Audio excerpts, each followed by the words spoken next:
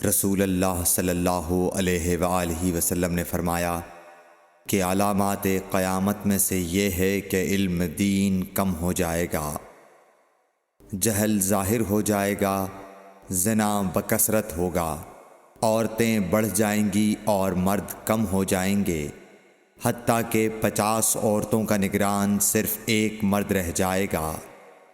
صحیح بخاری حدیث نمبر 81۔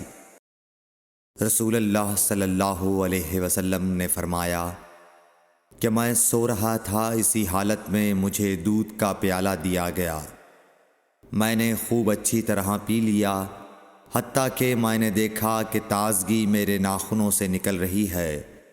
پھر میں نے اپنا بچا ہوا دودھ عمر بن الخطاب کو دے دیا۔ صحابہ رضی اللہ عنہم نے پوچھا، آپ نے اس کی کیا تعبیر لی؟ آپ صلی اللہ علیہ وسلم نے فرمایا، علم۔ صحیح بخاری حدیث نمبر 82۔ حجۃ الوداع میں رسول اللہ صلی اللہ علیہ وسلم لوگوں کے مسائل دریافت کرنے کی وجہ سے منا میں ٹھہر گئے تو ایک شخص آیا اور اس نے کہا کہ میں نے بے خبری میں ذبح کرنے سے پہلے سر منڈا لیا۔ آپ صلی اللہ علیہ وسلم نے فرمایا، اب ذبح کر لے اور کچھ حرج نہیں۔ پھر دوسرا آدمی آیا، اس نے کہا کہ میں نے بے خبری میں رمی کرنے سے پہلے قربانی کر لی۔ آپ صلی اللہ علیہ وآلہ وسلم نے فرمایا، اب رمی کر لے اور پہلے کر دینے سے کچھ حرج نہیں۔ ابن عمرو کہتے ہیں، اس دن آپ صلی اللہ علیہ وسلم سے جس چیز کا بھی سوال ہوا جو کسی نے آگے اور پیچھے کر لی تھی تو آپ صلی اللہ علیہ وسلم نے یہی فرمایا کہ اب کر لے اور کچھ حرج نہیں۔ صحیح بخاری حدیث نمبر 83۔ نبی صلی اللہ علیہ وسلم سے آپ کے آخری حج میں کسی نے پوچھا کہ میں نے رمی کرنے یعنی کنکر پھینکنے سے پہلے ذبح کر لیا۔ آپ صلی اللہ علیہ وسلم نے ہاتھ سے اشارہ کیا اور فرمایا، کچھ حرج نہیں۔ کسی نے کہا کہ میں نے ذبح سے پہلے حلق کر لیا۔ آپ صلی اللہ علیہ وسلم نے سر سے اشارہ فرما دیا کہ کچھ حرج نہیں۔ صحیح بخاری حدیث نمبر 84۔ آپ صلی اللہ علیہ وسلم نے فرمایا کہ ایک وقت ایسا آئے گا کہ جب علم اٹھا لیا جائے گا، جہالت اور فتنے پھیل جائیں گے اور حرج بڑھ جائے گا۔ آپ سے پوچھا گیا کہ یا رسول اللہ، حرج سے کیا مراد ہے؟ آپ صلی اللہ علیہ وسلم نے اپنے ہاتھ کو حرکت دے کر فرمایا، اس طرح گویا آپ صلی اللہ علیہ وسلم نے اس سے قتل مراد لیا۔ صحیح بخاری حدیث نمبر 85۔ ہم سے موسیٰ بن اسماعیل نے بیان کیا، ان سے وہیب نے، ان سے حشام نے فاطمہ کے واسطے سے نقل کیا، وہ اسما سے روایت کرتی ہیں کہ میں عائشہ رضی اللہ تعالی عنہا کے پاس آئی، وہ نماز پڑھ رہی تھیں۔ میں نے کہا، لوگوں کا کیا حال ہے؟ تو انہوں نے آسمان کی طرف اشارہ کیا، یعنی سورج کو گہن لگا ہے۔ اتنے میں لوگ نماز کے لیے کھڑے ہو گئے۔ حضرت عائشہ رضی اللہ تعالی عنہا نے کہا، اللہ پاک ہے۔ میں نے کہا، کیا یہ گہن کوئی خاص نشانی ہے؟ انہوں نے سر سے اشارہ کیا، یعنی ہاں۔ پھر میں بھی نماز کے لیے کھڑی ہو گئی، حتیٰ کہ مجھے غش آنے لگا تو میں اپنے سر پر پانی ڈالنے لگی۔ پھر نماز کے بعد رسول اللہ صلی اللہ علیہ وسلم نے اللہ تعالیٰ کی تعریف کی اور اس کی صفت بیان فرمائی۔ پھر فرمایا، جو چیز مجھے پہلے دکھلائی نہیں گئی تھی، آج وہ سب اس جگہ میں نے دیکھ لی، یہاں تک کہ جنت اور دوزخ کو بھی دیکھ لیا، اور مجھ پر یہ وحی کی گئی کہ تم اپنی قبروں میں آزمائے جاؤ گے۔ مثل یا قرب کا کون سا لفظ؟ حضرت اسما نے فرمایا، میں نہیں جانتی۔ فاطمہ کہتی ہیں، یعنی فتنہ دجال کی طرح آزمائے جاؤ گے۔ کہا جائے گا قبر کے اندر کہ تم اس آدمی کے بارے میں کیا جانتے ہو؟ تو جو صاحب ایمان یا صاحب یقین ہوگا۔ کون سا لفظ فرمایا؟ حضرت اسما نے، مجھے یاد نہیں۔ وہ کہے گا، وہ محمد اللہ کے رسول صلی اللہ علیہ وسلم ہیں جو ہمارے پاس اللہ کی ہدایت اور دلیلیں لے کر آئے تو ہم نے ان کو قبول کر لیا اور ان کی پیروی کی۔ وہ محمد صلی اللہ علیہ وسلم ہیں۔ 3 بار اسی طرح کہے گا، پھر اس سے کہہ دیا جائے گا کہ آرام سے سو جا، بے شک ہم نے جان لیا کہ تو محمد صلی اللہ علیہ وسلم پر یقین رکھتا تھا۔ اور بہرحال منافق یا شکی آدمی، میں نہیں جانتی کہ ان میں سے کون سا لفظ حضرت اسما نے استعمال کیا، تو وہ منافق یا شکی آدمی کہے گا کہ جو لوگوں کو میں نے کہتے سنا میں نے بھی وہی کہہ دیا، باقی میں کچھ نہیں جانتا۔ صحیح بخاری حدیث نمبر 86۔ قبیلہ عبد القیس کا وفد رسول اللہ صلی اللہ علیہ وسلم کی خدمت میں آیا۔ آپ صلی اللہ علیہ وسلم نے دریافت کیا کہ کون سا وفد آیا ہے یا یہ کون لوگ ہیں؟ انہوں نے کہا ربیعہ خاندان کے لوگ ہیں۔ آپ صلی اللہ علیہ وسلم نے فرمایا کہ مبارک ہو قوم کو آنا، یا مبارک ہو اس وفد کو جو کبھی نہ رسوا ہو نہ شرمندہ ہو۔ اس کے بعد انہوں نے عرض کیا کہ ہم ایک دور دراز کونے سے آپ کے پاس آئے ہیں، اور ہمارے اور آپ کے درمیان کفار مضر کا قبیلہ پڑتا ہے۔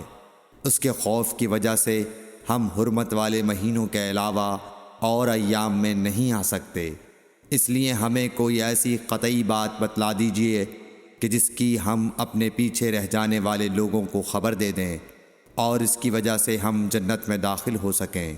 تو آپ صلی اللہ علیہ وسلم نے انہیں 4 باتوں کا حکم دیا اور 4 سے روک دیا۔ اول انہیں حکم دیا کہ ایک اللہ پر ایمان لائیں، پھر فرمایا کہ کیا تم جانتے ہو کہ ایک اللہ پر ایمان لانے کا کیا مطلب ہے؟ انہوں نے عرض کیا اللہ اور اس کا رسول زیادہ جانتے ہیں۔ آپ صلی اللہ علیہ وسلم نے فرمایا ایک اللہ پر ایمان لانے کا مطلب یہ ہے کہ اس بات کا اقرار کرنا کہ اللہ کے سوا کوئی معبود نہیں، اور یہ کہ محمد صلی اللہ علیہ وسلم اللہ کے سچے رسول ہیں، اور نماز قائم کرنا، زکوٰۃ ادا کرنا، اور ماہ رمضان کے روزے رکھنا، اور یہ کہ تم مال غنیمت سے 5واں حصہ ادا کرو، اور 4 چیزوں سے منع فرمایا، دبا، حنتم، مزفت کے استعمال سے۔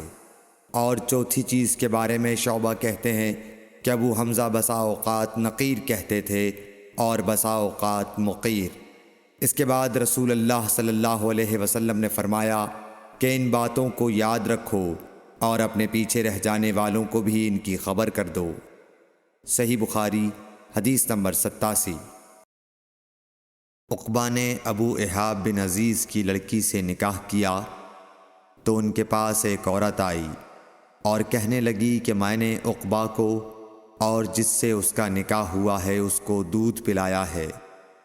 یہ سن کر عقبہ نے کہا مجھے نہیں معلوم کہ تو نے مجھے دودھ پلایا ہے، نہ تو نے کبھی مجھے بتایا ہے۔ تب سوار ہو کر رسول اللہ صلی اللہ علیہ وسلم کی خدمت میں مدینہ منورہ حاضر ہوئے اور آپ سے اس کے متعلق دریافت کیا تو آپ صلی اللہ علیہ وسلم نے فرمایا کس طرح تم اس لڑکی سے رشتہ رکھو گے، حالانکہ اس کے متعلق یہ کہا گیا۔ تب عقبہ بن حارث نے اس لڑکی کو چھوڑ دیا اور اس نے دوسرا خاوند کر لیا۔ صحیح بخاری حدیث نمبر 88۔ حضرت عمر سے روایت ہے کہ میں اور میرا ایک انصاری پڑوسی دونوں اطراف مدینہ کے ایک گاؤں بنی امیہ بن زید میں رہتے تھے، جو مدینے کے پورب کی طرف بلند گاؤں میں سے ہے۔ ہم دونوں باری باری حضرت صلی اللہ علیہ وسلم کی خدمت شریف میں حاضر ہوا کرتے تھے۔ ایک دن وہ آتا، ایک دن میں آتا۔ جس دن میں آتا اس دن کی وحی کی اور رسول اللہ صلی اللہ علیہ وسلم کی فرمودہ دیگر باتوں کی اس کو خبر دے دیتا تھا، اور جب وہ آتا تو وہ بھی اسی طرح کرتا۔ تو ایک دن وہ میرا انصاری ساتھی اپنی باری کے روز حاضر خدمت ہوا۔ جب واپس آیا تو اس نے میرا دروازہ بہت زور سے کھٹکھٹایا اور میرے بارے میں پوچھا کیا عمر یہاں ہیں؟ میں گھبرا کر اس کے پاس آیا۔ وہ کہنے لگا کہ ایک بڑا معاملہ پیش آ گیا ہے، یعنی رسول اللہ صلی اللہ علیہ وسلم نے اپنی بیویوں کو طلاق دے دی ہے۔ پھر میں اپنی بیٹی حفصہ کے پاس گیا، وہ رو رہی تھی۔ میں نے پوچھا کیا تمہیں رسول اللہ صلی اللہ علیہ وسلم نے طلاق دے دی ہے؟ وہ کہنے لگی میں نہیں جانتی۔ پھر میں نبی کی خدمت میں حاضر ہوا۔ میں نے کھڑے کھڑے کہا کہ آپ نے اپنی بیویوں کو طلاق دے دی ہے؟ آپ صلی اللہ علیہ وسلم نے فرمایا نہیں، یہ افواہ غلط ہے۔ تب میں نے تعجب سے کہا اللہ اکبر، اللہ بہت بڑا ہے۔ صحیح بخاری حدیث نمبر 89۔ ایک شخص حزم بن ابی کعب نے رسول اللہ کی خدمت میں آ کر عرض کیا یا رسول اللہ، فلاں شخص معاذ بن جبل لمبی نماز پڑھاتے ہیں، اس لیے میں جماعت کی نماز میں شریک نہیں ہو سکتا، کیونکہ میں دن بھر اونٹ چرانے کی وجہ سے رات کو تھک کر چکنا چور ہوتا ہوں اور طویل قرات سننے کی طاقت نہیں رکھتا۔ ابو مسعود راوی کہتے ہیں کہ اس دن سے زیادہ میں نے کبھی رسول اللہ صلی اللہ علیہ وسلم کو وعظ کے دوران اتنا غضبناک نہیں دیکھا۔ آپ صلی اللہ علیہ وسلم نے فرمایا اے لوگو، تم ایسی شدت اختیار کر کے لوگوں کو دین سے نفرت دلانے لگے ہو۔ سن لو، جو شخص لوگوں کو نماز پڑھائے تو وہ ہلکی پڑھائے، کیونکہ ان میں بیمار، کمزور اور حاجت والے سبھی قسم کے لوگ ہوتے ہیں۔ صحیح بخاری حدیث نمبر 90۔